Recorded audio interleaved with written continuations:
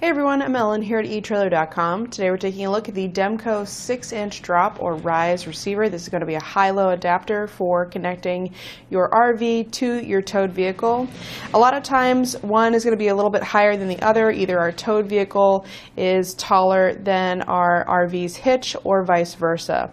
Usually it's going to be actually that latter configuration. So whenever we're towing, we want to make sure that everything is sitting nice and level so that there's no added undue stress on our tow bar or our base plate or our RV's hitch. So having an adapter go in between them is going to alleviate those problems, make sure that everything is towing in a straight line and we don't have any issues.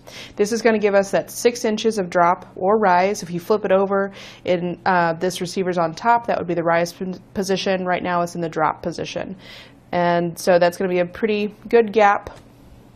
If you don't know how to find the distance or the difference between your towed vehicle and your RV, basically what you'll do, take a tape measure and go from the center of your RV's hitch to the ground, and then go to your base plate, the attachment point there, from the center of that attachment point to the ground.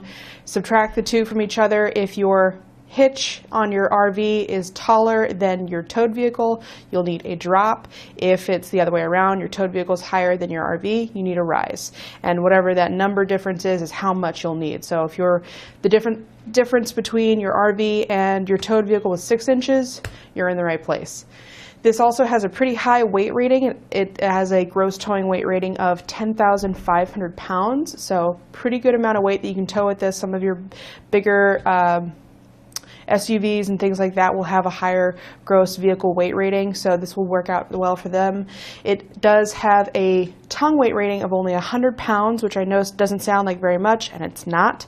That's because Demco really doesn't intend this for any other purpose. And as far as the tongue weight that you'll have on the receiver, if you're using it for a RV situation where you're towing a vehicle, you really don't have that much tongue weight. It's all straight line pull. So you shouldn't really need to have that higher tongue weight. Again, they don't really design this to have any kind of really heavy stuff. So if you're wanting to put a bike adapter in here and do some kind of crazy stuff, they are not cool with that. So that's why we have the 100-pound tongue weight rating there.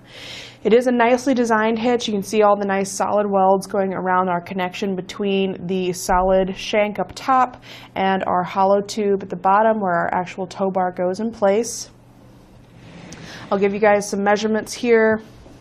The overall length of our adapter from the very front of our receiver to the very back of the shank, that's going to be 17 inches long. The distance from pinhole to pinhole is a foot or 12 inches. Again, our drop or rise, which is from the center of the pinhole here to the center of the pinhole there, that is 6 inches apart. From the front of our receiver to the center of our pinhole, it's going to be 2.5 inches. On the back side, it's going to be the same thing, so about 2.5 inches from the center of our pinhole to the very back of the shank. This does work in a 2-inch by 2-inch hitch.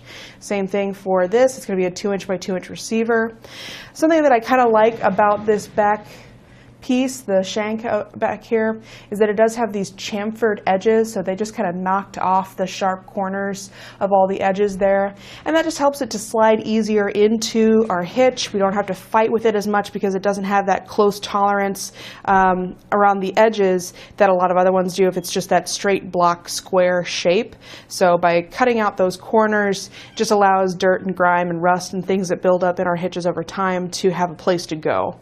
It's still going to hold tightly in your hitch. It's not going to affect the overall performance of it. It just helps you to get things installed and also to take it out whenever you're not using it. So all in all, I think this is going to be a nice addition for your flat tow setup. Again, a flat tow setup requires a lot of different components, including your tow bar, your base plate, supplemental braking system, and your safety chains, and also your diode wiring or your some kind of supplemental wiring for your vehicle. If you need any of those parts, we have a lot of options here at etrailer.com, along with a lot of great information to help you choose the right options for your vehicle. So definitely check those out. And thanks for watching. We'll see you next time.